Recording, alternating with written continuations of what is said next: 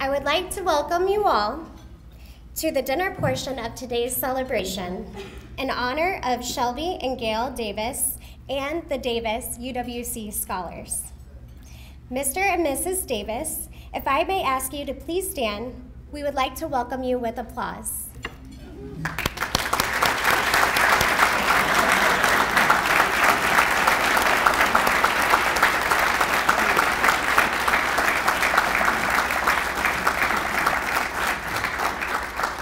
For those of you who may not know me, my name is Cassie Grosser, the Associate Director for Global Admissions at Wartburg College.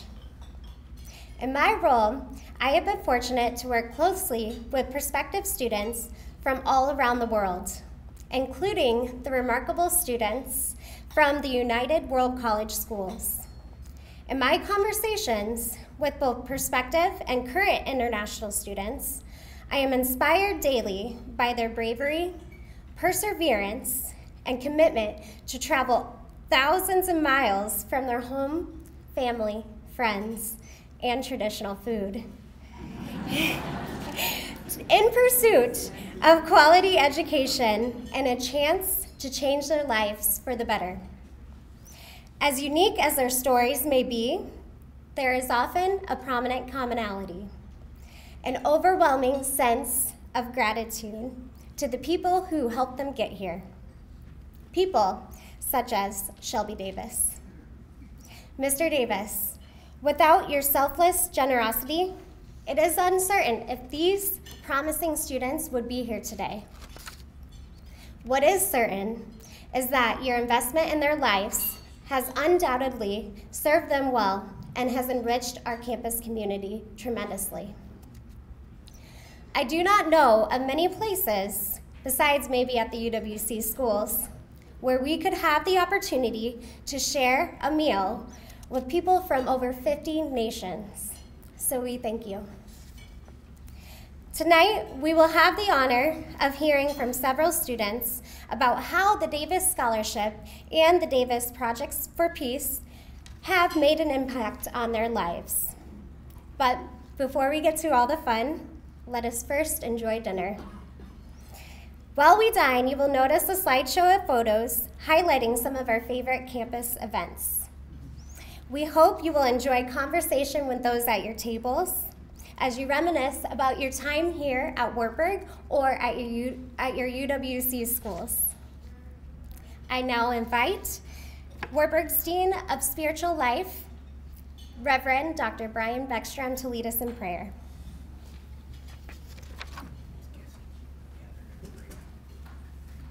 Good evening. Would you please pray with me? Source of all life, we call you by many names, and yet we are united by our common humanity. We give you thanks for the bonds that bring us together. We give you thanks for the food we're about to share and the conversation and the ways in which they bring us closer. We give you thanks for the generosity of the Davis family and the generosity of the Davis scholars and all of our international students who enrich this community so greatly. Help us to learn from one another tonight, and help us to always be grateful that we might work for peace and for justice in the world. In your name we pray. Amen. What an incredible event this is. It's to be able to say thank you to the person who funds us being here is something that I never thought would be possible. And before I begin, I also would like to take the opportunity to recognize a few people who have made all of this possible. First off, to Karen Miller and Edie Waldstein for all of your help and coordination in getting the Davises here. It's been a long process, and we really do appreciate your efforts. The same goes for Janine Stewart. Janine, where are you? There she is. Thank you to you as well. For everything that you've done. And lastly, to Cassie. Cassie has played a very big role in helping us students be ready for the night and dealing with logistical things and helping, frankly, with our speeches as well. And lastly, to President Colson, who has been a big role throughout this process. Ever since I sent the letter that I'll talk a little bit about in a moment, he has been a big support in making all of this happen. So thank you to all of you. So how did we get here? How are we all here tonight? It's a pretty long story, but this is also the only opportunity I'll ever have to tell it. So you're going to get the long version. It all frankly starts way before I sent a letter to Mr. Davis, thanking him for everything that he's done in my life and the lives of so many of my friends, and asking him personally if he would be willing to travel to campus so that I could say thank you to him personally. But before then, I was a UWC student, and my story really starts all the way back then. So I'm going to walk you through pretty much the process of how thankful I am to you and everything you've done. And you'll learn a lot throughout this speech that most of my story comes back to the fact that you've allowed it to happen. So, that's where I was. Now we all know, most of us know what it's like to be at a UWC. There's an ever-looming opportunity for college or university in the United States. The thought of being able to study in the United States of America was actually one of the biggest reasons that I personally moved to UWC.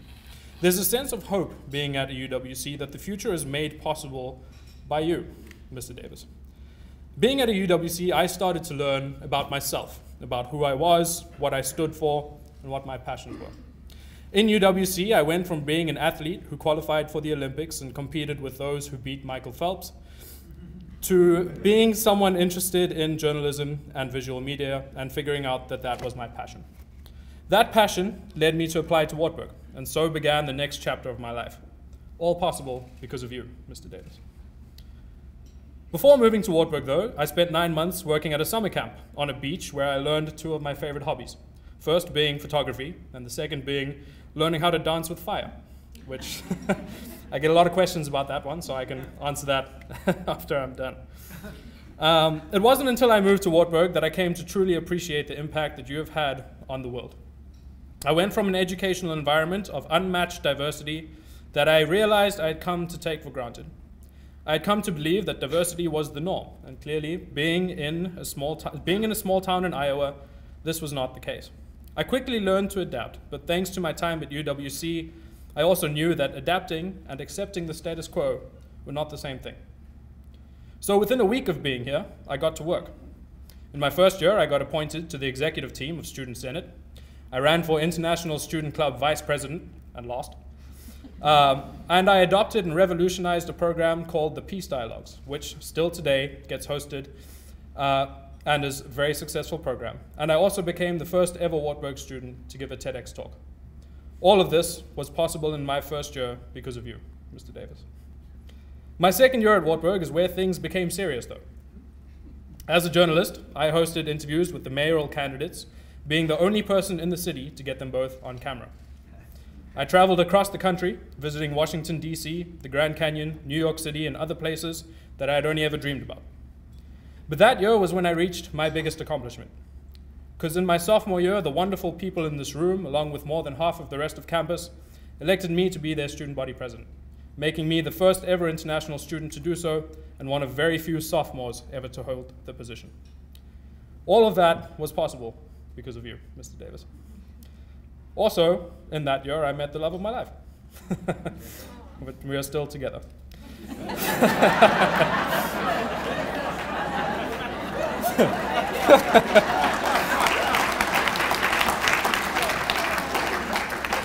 Thankfully. Now, in my third year, this was pretty much defined by the job of my presidency. I got to meet some truly incredible and also powerful people. I also achieved a lot that I'm very proud of for myself during that year. For example, I worked to make, along with President Colson and many others, the cost of living on campus over the summer significantly cheaper, allowing students to live comfortably while being able to pay off what they owed the school. I also did everything in my power to have the flags of every nation represented on campus hung outside President Colson's office so that the people on this campus can recognize and come to appreciate just how many international students there are among us.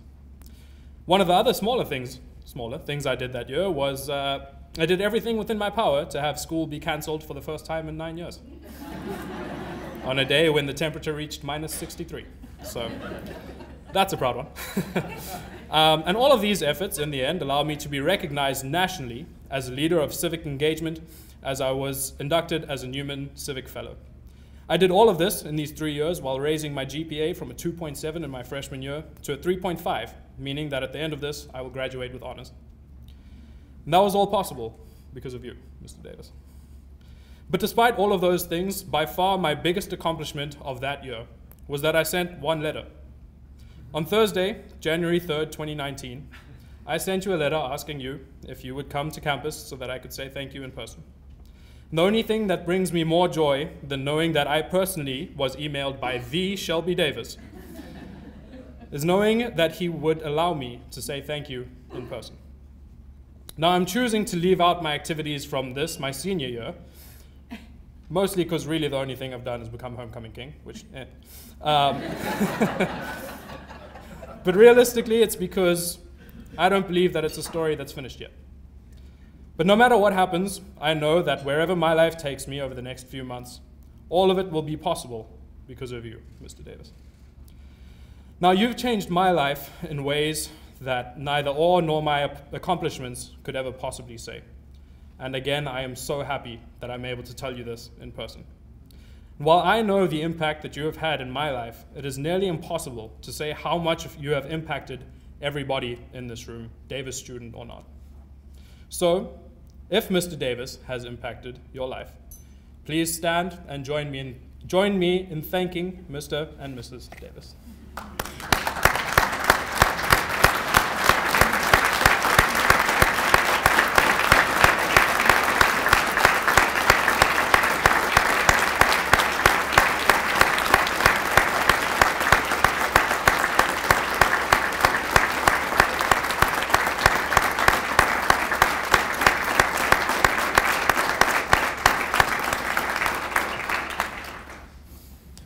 Now, Mr. Davis, we also do have one gift for you.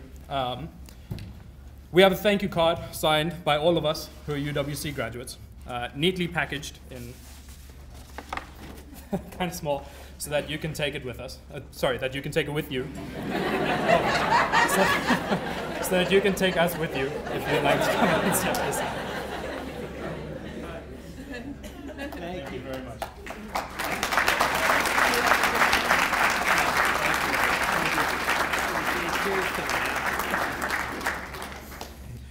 It is a great delight, joy, and honor to be with you here tonight as a young alum from the Wartburg College of Southeast Asia in Singapore. As Gandhi once said, I have nothing new to teach you. My UWC experience in Wartburg education are comparable voyages many students here can correlate with. For this evening, I am going to convey with you our gratitude for the Davis Project for Peace. No cause for alarm, my name is SAFFA BOCKARIE Jr. And I'm currently a senior, majoring in engineering science and mathematics. Talking about our stories, adventures, and the impact the Davis Peace Project is having will take hours, if not days or weeks. But we're only going to do so in a few minutes because the food I just ate is telling me to do so.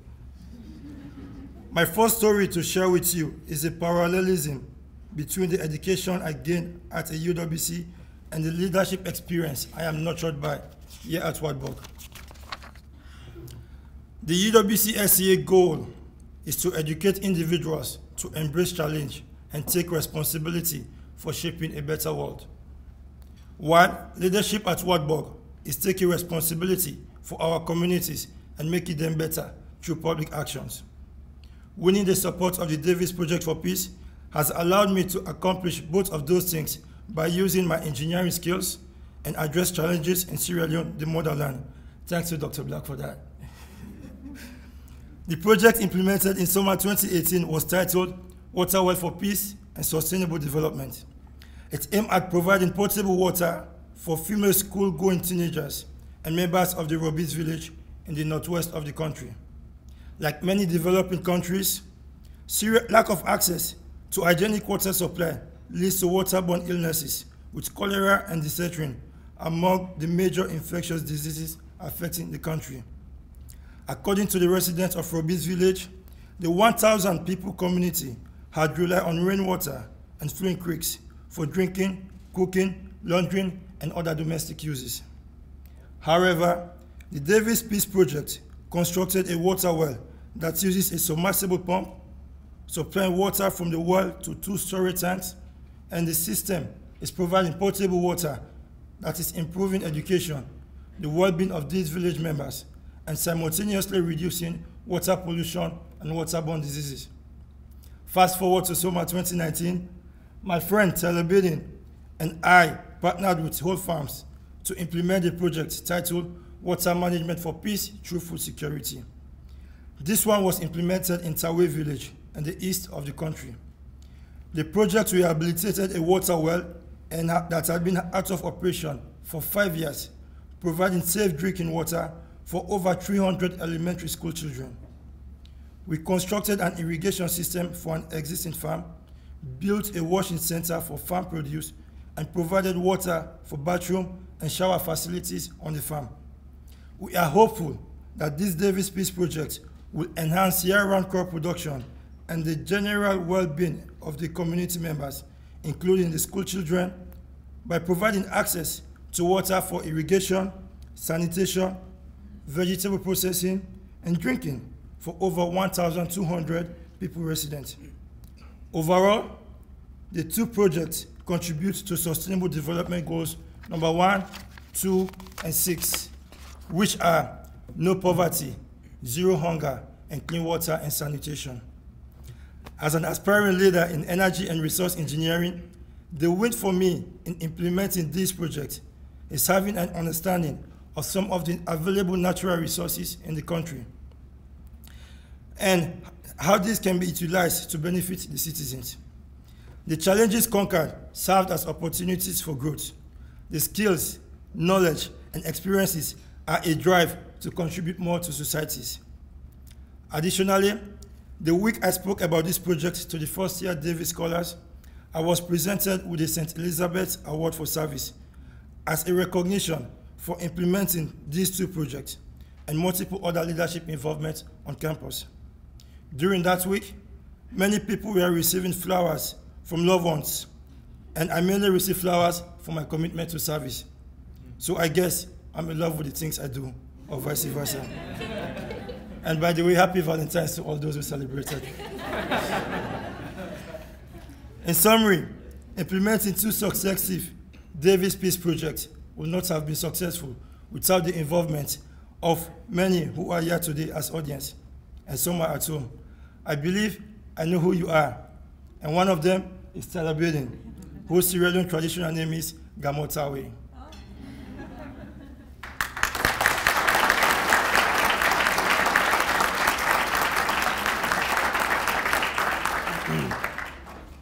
Hello, my name is Tyler Bidden, and I'm a 4th-year engineering science student here at Wartburg College. I participate in football and in on-campus work study information technology services. A wise man once told me, there are 2 reasons we travel the world. One is to see a difference, and the other one is to make a difference. This wise man is SAFFA.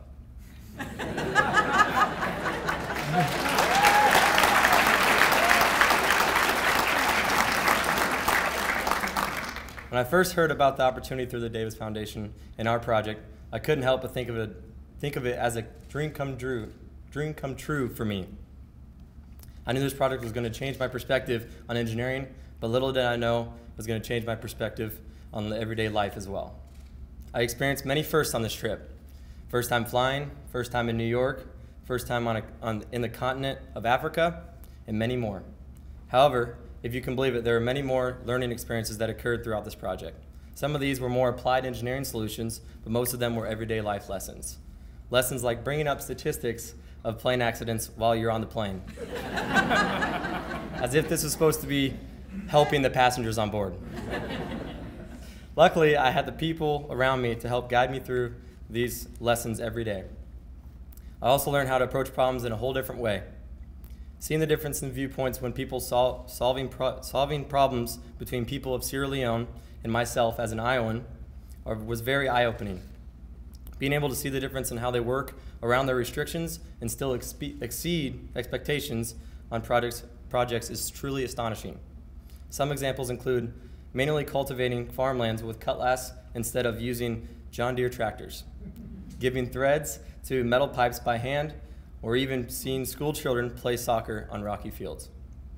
To be able to apply their tactics of problem solving to my everyday life will only make me a more diverse engineer in my future endeavors. The next thing I learned from this project was understanding the difference between education and knowledge. This came from installing a new water well hand pump in the local school that SAFFA talked about in his speech. I had studied this pump and was very educated on this piece of equipment. However, there were still things that failed and the instructions didn't tell me how to fix them. From there, I had basic education on mechanical equipment and disagreed with the other mechanics on what was going to fix this pump. In the end, they were right and I was wrong. Yes, I did lose a $20 bet, but I gained much more. I gained the experience of seeing knowledge and wisdom trump education. Although education is still very important, there are still some things in the classroom that cannot prepare you for. In the real world, there isn't always an equation or definition to fix it all. You have to adapt to each problem. Even though I could stay as long as I would like to, I know I still have a 2-year visa to go back to Sierra Leone and see my family from the other side of the globe. Even if that means dealing with the biggest fear of my life, which are spiders, and dealing with the spicy food as well. Wartburg College has truly opened up opportunities that are priceless to me. Being exposed to different cultures on campus every day has helped me prepare myself for the real world. Wartburg College has done a tremendous job of helping me strengthen my leadership skills and gain powerful connections with people from all sorts of cultures and even all over the world. On top of this, the Davis Project for Peace has changed my life by being the bridge to connect me to those cultures. Good evening, ladies and gentlemen. It is truly an honor for me to stand here today to address you. I want to thank the organizers of this event for giving me the platform to speak. To Shelby and Gil Davis, our Board of Regents, and other esteemed guests, I say welcome to Wartburg College, and by extension, Wartburg College rather, home of Wartburg Knights, and by extension, Davis UWC Scholars. I am Charmaine DENISON-GEORGE. I come from Freetown, Sierra Leone, on the west coast of Africa. I am a senior this year with a major in business administration and a minor in computer science. I am a Davis Scholar. I'm also a budding storyteller. Things of the sort excite me, and so tonight, please allow me to tell you my story. In August 2014, I left home for the first time to study abroad. I was headed to the Mahindra United World College of India in Pune, India. Mine was an unusual welcome into the UWC community. That same August had been the wake of the Ebola outbreak that affected Guinea, Liberia, and my home country, Sierra Leone. So as you'd imagine, securing a flight to India was an ordeal. Upon arrival, I was quarantined for 21 days. This meant that I was excluded from many of the orientation activities. During that time, if I had so much as sneezed, I would be mistaken for an Ebola victim and taken back home. Luckily, I did not sneeze. To say that I was disoriented at the UWC from the very beginning is an understatement. I went from being an excellent student back home, always first in my class, to being just another student in light of other academic giants from around the world. I was culture shocked, homesick, and took classes I had no business taking because by then, I didn't quite have an understanding of my academic strengths and weaknesses. Additionally, the campus activities at UWCs are thorough and intentional in their aim of fostering peace and a sustainable future, that common adage of the UWC mission.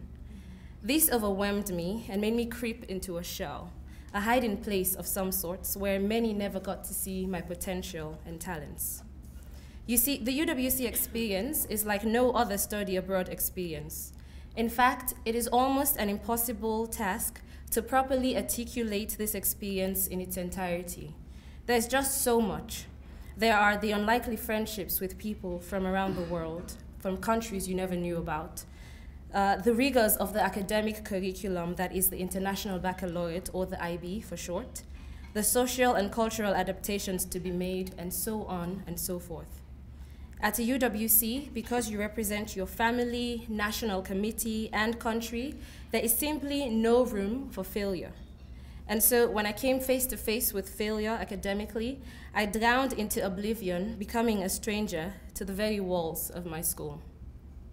And so when I came to Wartburg in 2016, I was on a mission. I was on a mission to make up for lost time, to change my narrative and to make the most of my second chance at success after having received a fantastic financial aid package from Wartburg. Right from that very first year at the annual culture show, I had written and directed an original play and cast upperclassmen, seniors, who followed my creative lead and did as I said. This is seniors, mind you. I applied to become a resident assistant and have been one ever since. I've done service trips, been engaged in spiritual life and campus ministries, homecoming committee, the writing lab where I serve as a manager, several internship experiences where I have made valuable connections. The list goes on. And what better place than Wartburg College to fulfill these desires? The very mission of this institution aims to challenge and nurture students for lives of leadership and service as a spirited expression of our faith and learning. It goes without saying, then, that despite the expected curveballs here, mine has been a truly fulfilling experience. Imagine, however, if I did not have this second chance at success. Imagine if after UWC, I was relegated to the subpar education in my home country. For this consideration and many others, I am bursting at the seams with gratitude for the Davis UWC Scholars Program, particularly so to our guests of honor tonight, for making this educational aspect of my life a reality. So if someone's counting, if anyone's counting, that's really 6 years, 2 years of UWC, and 4 years here of stellar education and travel experience that I get because of the Davis Scholars Program, because they value world-class education for people like myself. To all the other support systems, financial and otherwise, that have made this journey possible, I say thank you. Now, I am well aware that my story is not reflective of every UWC alums.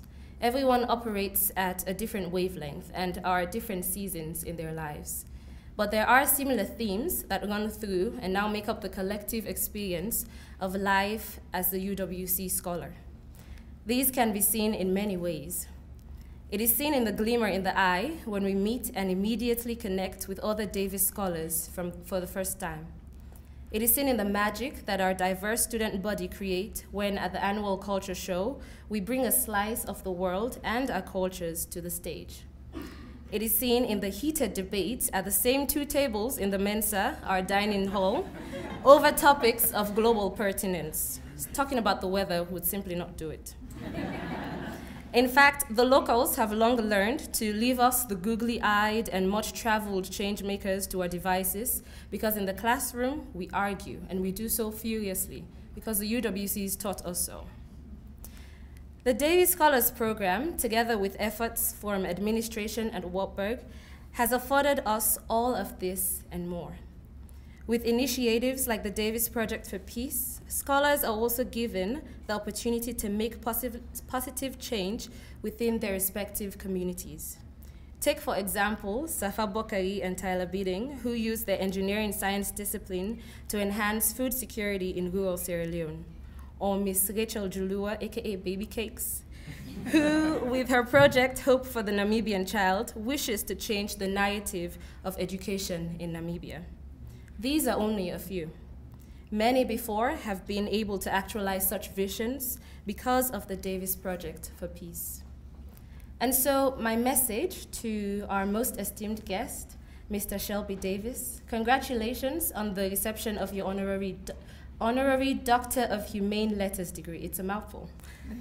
We are truly honored by your presence here tonight. We thank you, sir, as well as Dr. Phil Geyer and all the affiliates of the Davis UWC Scholars Program who make higher level education a priority for people like me. We're in awe of the benevolence and kindness shown to us in the Scholars Program. You have invested in individuals with a lot of grit, perseverance, and dreams, and for this we're eternally thankful. In fact, I might know a scholar or two who have dreams of becoming presidents and leaders in their country in the near future. I've already told these people to save me a spot on their cabinet, so To the Wartburg administration in its entirety, to President Colson, Edith Wallstein, Zafrul, Cassie, Jennifer, Christine, Wendy, it's too much to name. The list goes on. Thank you for your continued support of Davis Scholars. The Wartburg administration is the other party without whom our journey here would be impossible. So thank you for all you do. And finally, my fellow UWC scholars, to the first years who are slowly getting an idea of what college means, or the second or third years who by now are aligning their academic disciplines with their discovered vocations, or my fellow seniors in this anxiety-ridden time of figuring out our next steps, pray for us. I urge us all to reflect on our journeys thus far and to be proud of how far we've come, what we've accomplished and endured, but also what we've achieved being away from home. Feel free to give yourselves a pat on the back for this, but never you be complacent. I've learned that the world does not owe us anything by virtue of being the most traveled or the most exposed individual in the room. We too must earn our worth and star our careers into the direction we want them to go.